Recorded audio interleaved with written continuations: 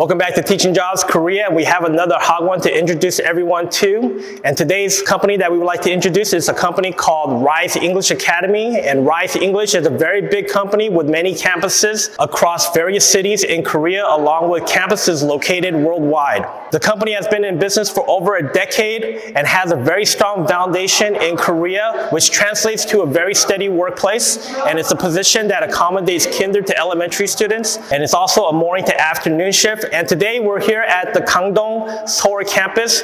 And Gangdong is located in southeast Seoul, which is a very good location with a lot of city amenities and conveniences of public transportation. So let's go check out the first floor. So we're here on the first floor, which is the front desk area. And also they made this into like a library for all the kids. The classrooms are on the fourth floor. And I really like the space. It's very clean and very modern with a lot of books for prep for the kids. And as you can see, this would be like the uniform that the students would be wearing. And it's a very nice campus.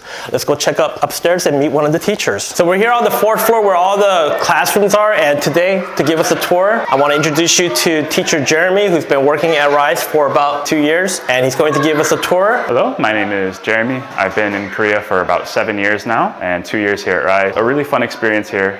We teach kindergarten and elementary students, so you get a good mix of everything, and I think it's a pretty easy job as far as I've had. And I'm just checking out the interior. It's very clean compared to a lot of other Hogwans. Yeah, it's really nice. We've only been around, this is our 3rd year, so everything is still quite like modern and new, and we have lots of staff here that clean every morning, and then there's the building maintenance too. So if there is a problem, it gets solved like that, and it's pretty easy. Should we start the tour? Yeah, absolutely. I guess they have like this little exercise area for the kids, right? Where they're kind of exercising. Right, we have the gym with all our students, and then here is a playroom. So we have time for our students every week. So they go to the gym class once a week, and then once or twice they go to playroom. And these classes we have special teachers for. So you can see in here we have Tom Sports doing gym class with our kids. That's very active. Yeah, and it's nice for the teachers because you can come in and watch them and things like that, but you don't necessarily have to be there with them. So it's good prep time and just time that you can actually relax instead of teaching. How many classrooms are there in total? We have 9 classrooms right now, and we're expanding to 10 in the next few months. So it's a little bit busy, but it's not too bad. You always have your KT with you and everything. So it's not like it's like constant on the move. You have lots of break times in between to kind of get ready and situated for class. I noticed that there's classrooms on that side, and then also there's more classes on this side. Yeah, so we kind of have a split. On this side over here is all of our 5 and 6-year-olds. Yeah. So we have grades 5-1, which is just starting kindergarten, 6-1, and 6-2, so 1 and 2, meaning they've been here for 1 or 2 years. I guess what would be like the general age group of students that attend Rise? For kindergarten, we have 5, 6, and 7-year-olds from being in Rise from the beginning, grade 1, all the way through to grade 3. And then in the afternoon, we have our elementary students from 1st grade to 4th grade. How many total students are there at Rise? Oh, we're around 200 right now, I believe. 200? Yeah. What about native English or teachers? Like I said, 9 right now, and then we'll be expanding to 10 starting in a few months. I noticed that all the classrooms have university, like US university. Yeah, it's kind of the aspiration, right? A lot of the students and their parents want their kids to go to the best schools possible, so it's kind of like a goal to live up to. Is Yale classroom like maybe an advanced level? Yeah, it's like 7-2, so they've been here for a year when they were 6 years old, and now they're here. And then we have Harvard and Columbia as our highest levels. So I guess what would be like the curriculum focus at Rise for the kids? Hi. So our curriculum is mostly centered around actually getting the kids comfortable with using English more like native. So when they're in class, they're supposed to speak English only, right? And then they do lots of things like reading.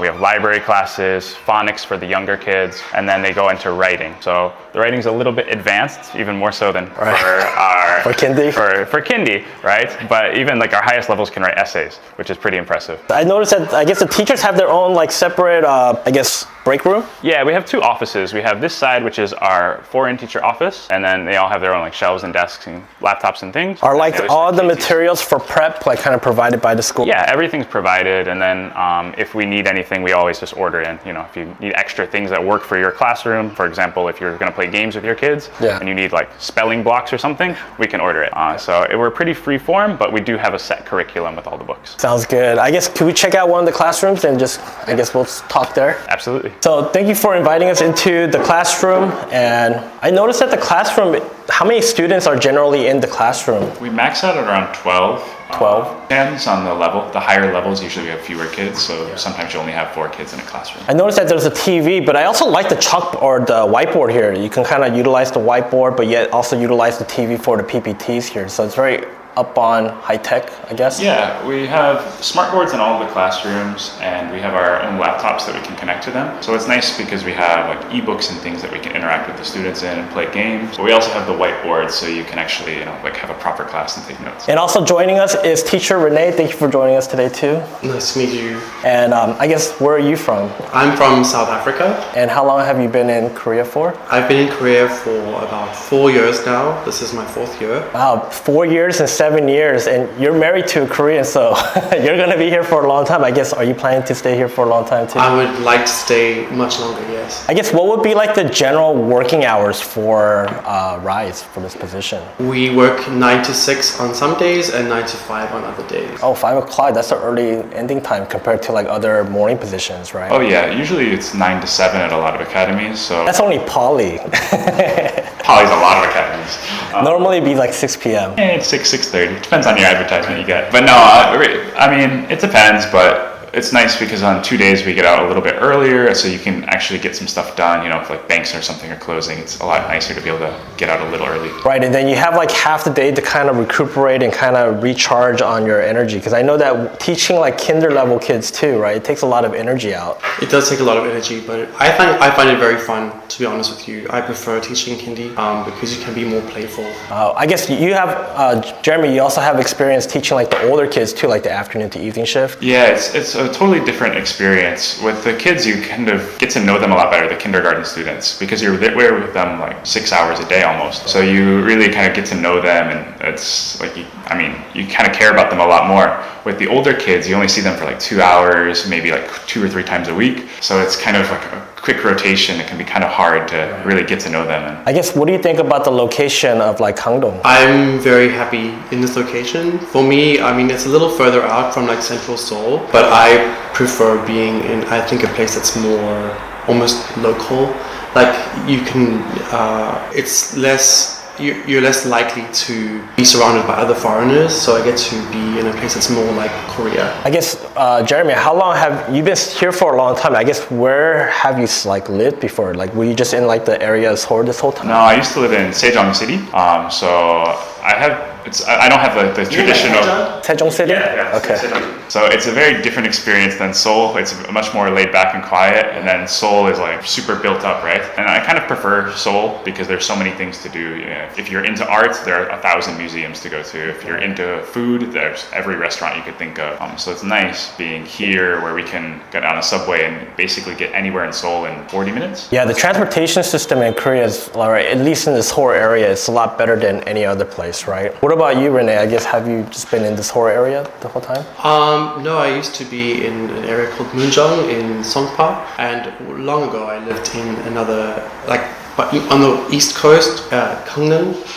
On Gangwon-do area. That's like all the way from the boonies. The resort area. Right. It's changed a lot since then, but it really is beautiful. Right. And of course the train is, there's a KTX now, I think, so it's quite easy to go there.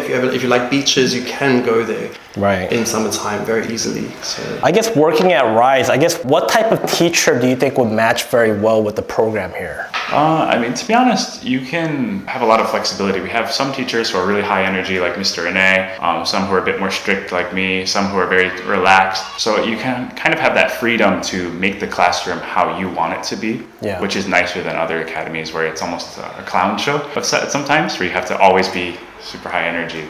But we prefer teachers who really like to, make something of their own. Of course, you have all the materials, but we want you to be able to say like, oh, well, I want to do it in this way, and I want to have these kind of materials made up, so it's more interesting for the students and for the teacher. Right. I will say that is my experience. We do have a lot more freedom of expression in a sense as professionals, so we get to choose almost how we teach the curriculum in a way that we think is suitable for our students. We can really adapt and have fun with it, which is what I like. I like that I have more freedom. Because there's a lot of Hogwans that have different programs, right? Some Hogwans will have a very rigid type of system where they just want you to like follow this and like teach it this way, and then there's other ones where they're just kind of left in the wild. Yeah. And then I think the ones that kind of match well with teachers that have experience too is the ones that are kind of balanced, where you have a set curriculum, but you're also given the flexibility to kind of immerse your teaching style into it. I guess, do you think RISE has a program that you can kind of immerse yourself? Yeah, we're a kind of modified RISE program. So we have the basic RISE components, but we kind of put our own twist on it. Yeah. So there's classes that regular RISE doesn't teach that we just thought would be more fun for our students in this area. So that flexibility, maybe like the management not being so strict, is really helpful for us. Do you use a lot of PPTs for your, I guess, curriculum? Yeah, most of our books have some sort of ebook component, which makes it a lot easier to teach. So, teaching grammar by hand without the kids being able to see what you're pointing at can be quite difficult. Right. So it's nice to have all those materials and stuff. We're very lucky to have the ebook kind of, or we usually have an ebook and we usually have a PPT that's already made for us in a sense. Or if you want to, you can go the extra mile and make your own. I really enjoy making certain games on certain apps that we have as teachers that can make it very fun for the students. Also, I realized that communication between staff and then management is very important. I think there's a lot of teachers that don't really realize that when they're coming out. I guess, how is the communication between the Korean staff and the native staff here? I would say there's a high level of professionalism between us, and we get along very well. I personally get along extremely well with my Korean teachers or co-teachers, and I've been very lucky in making good friends with them, I think, in the last few years, and I've had different teachers over the last 3 years, and I've been very lucky to have great experiences with all of them. Right. Yeah, and then I think also with management, there's good communication. We have Mr. Jeremy, who makes sure I think he speaks Korean better than I do. Connection between foreign teachers and Korean teachers, and a lot of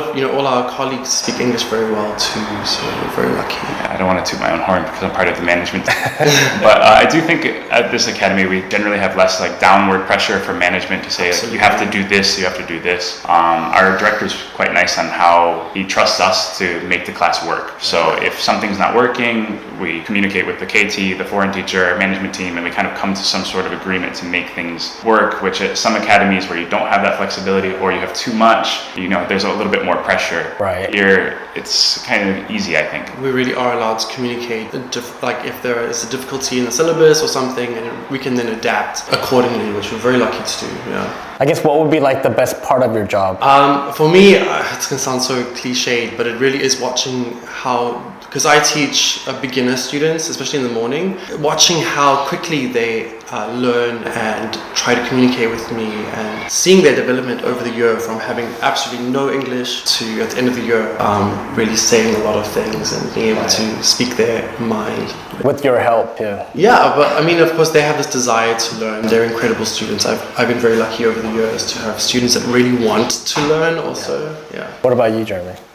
For me, work is work, but I like actually being with kids. I didn't think I would like it so much before I came to Korea, but it's fun because they keep you on your toes. It's weird that they'll ask you this question and you're like, you know what, I'm not sure, and then you get on the board and you're like, all right, let's figure this out together, and there's lots of those little rabbit holes you go down during the day, and it just keeps things interesting and fresh. So even though I've taught this lesson 5 times before with all these other students, every class is a little bit different and all the students are different, so it really kind of brightens up the day. One big thing that I always appreciate about teaching the kinder level, they're genuine and they're just honest, right? So I think I really like that part about interacting with the young kids. When you get to 2nd or 3rd graders, they're kind of using their heads a little bit, right? And they're trying to be clever, but yeah, they're nervous. They're not ready to speak their minds because they know someone's going to look at me. But the 1st grader and the kindergartners are just I have this question and I need it answered now.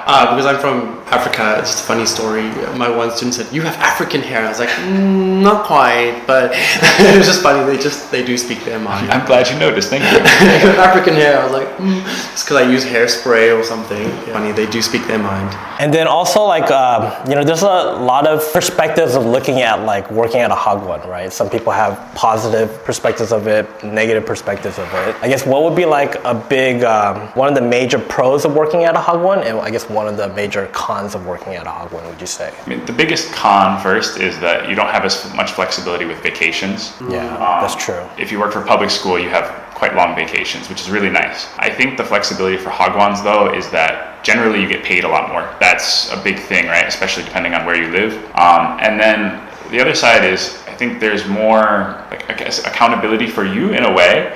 When you teach public schools, you have like 30 kids sometimes in your class. Right. And you kind of just have to go through the motions. Whereas Hogwans, you can kind of make something a bit more your own. You don't have this curriculum you have to follow necessarily to the same level. And it just, I think it's easier to have fun at an academy than it is to do your, Yeah, definitely. I think at a Hogwan, the students are a lot more attentive in the classroom, because in public schools, there's that imbalance of kids that go to Hogwan and kids that don't, and then it's just like trying to find that balance in the classroom. It's very difficult.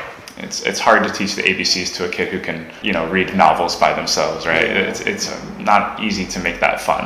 Whereas for Hogwans, you're generally leveled that your kids are right about the same level. So you can challenge your students in a way to make it interesting for you and for them. What about you, Renee? I think I haven't worked in a public school, so I can't say. Oh, actually, I have worked in public school.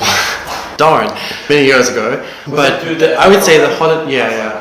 But that was a long time ago. I'd say the holidays definitely is a thing. Having more holiday, especially for me living in. Well, I'm here, but my family is in South Africa, and it's a very long flight. So having more holiday would be nice. But I think we have a lot more support in the class than at public schools or even private schools. And having that Korean teacher to support us is so helpful. I would not go with anything else, to be honest with you. If you had a choice for your next position, would you go into the public school sector or go with another Hogwan, do you think?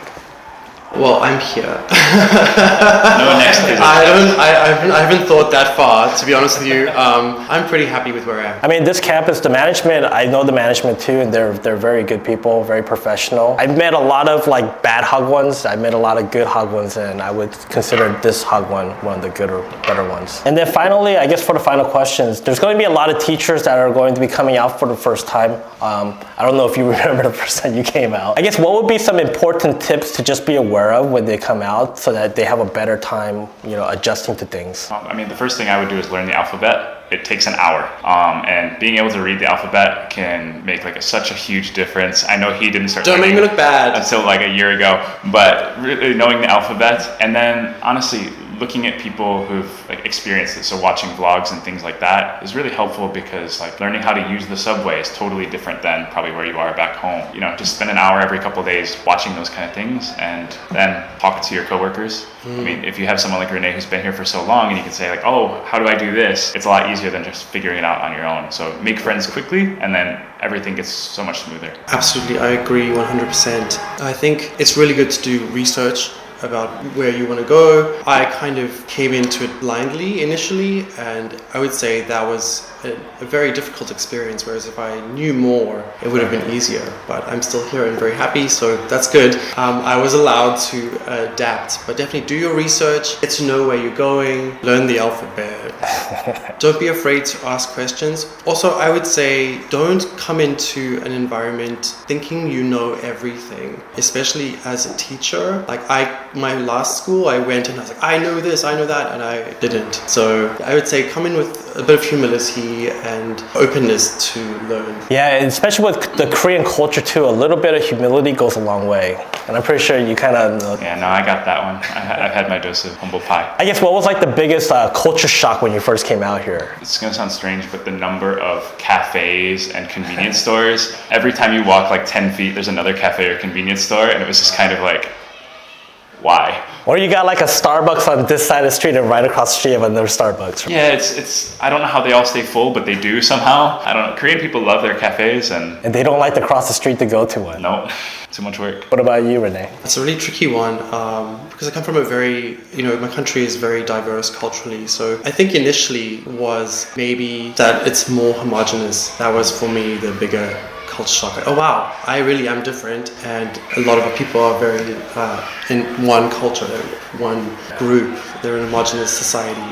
So I'm not from that. So I think that would be my biggest culture shock. But again, Korea is, I find, very embracing of other cultures and other people. So yeah, I've had a good experience. That's good. Well, thank you for taking the time to talk to us today. And just in closing, I hope you enjoyed this video and learning about the company of Rise English Academy. And we'll be back with more videos. Please make sure to subscribe and like. And thank you very much. Thank you, guys. Bye-bye.